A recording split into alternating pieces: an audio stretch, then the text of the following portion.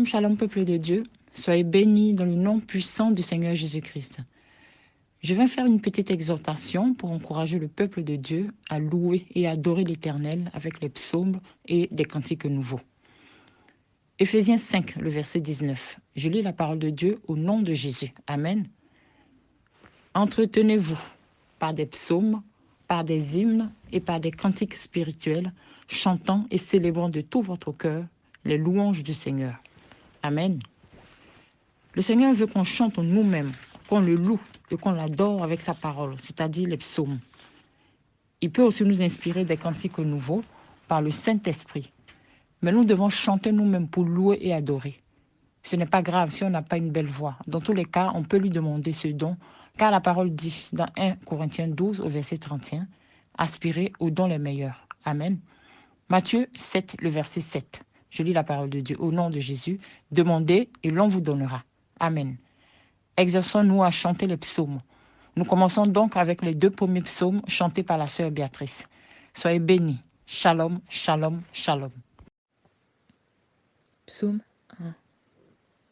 1. Heureux l'homme qui ne marche pas selon le conseil des méchants, et qui ne s'arrête pas sur la voie des pécheurs, et qui ne s'assied pas en compagnie des moqueurs, mais qui trouve son plaisir dans la loi de l'Éternel et qui la médite jour et nuit. Il est comme un arbre planté près d'un courant d'eau, qui donne son fruit en sa saison, et dont le feuillage ne se flétrit point. Tout ce qu'il fait lui réussit.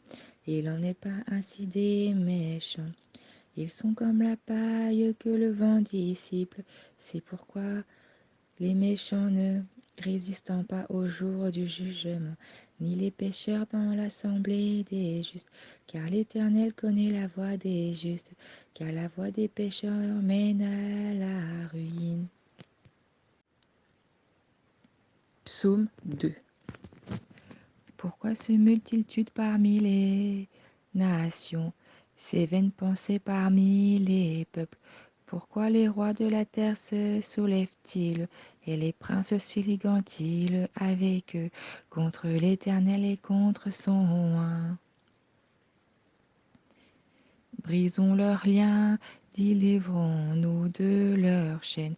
Celui qui siège dans les cieux rit. Le Seigneur se moque d'eux, puis il leur parle dans sa colère. Il est épouvante dans sa fureur. C'est moi qui ai oint mon roi sur Sion, ma montagne sainte. Je publierai le décret de l'Éternel. M'a dit, tu es mon fils, je t'ai engendré aujourd'hui. Demande-moi et je te donnerai les nations pour héritage, les extrémités de la terre pour possession. Tu les briseras avec une verge de fer, et tu les briseras comme le vase d'un potier. Et maintenant, roi, conduisez-vous avec sagesse, jugez la terre, recevez instruction. Servez l'Éternel avec crainte et réjouissez-vous avec tremblement.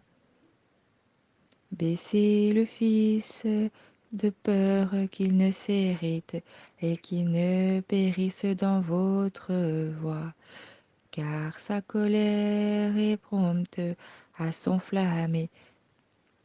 Heureux tous ceux qui se confient en lui.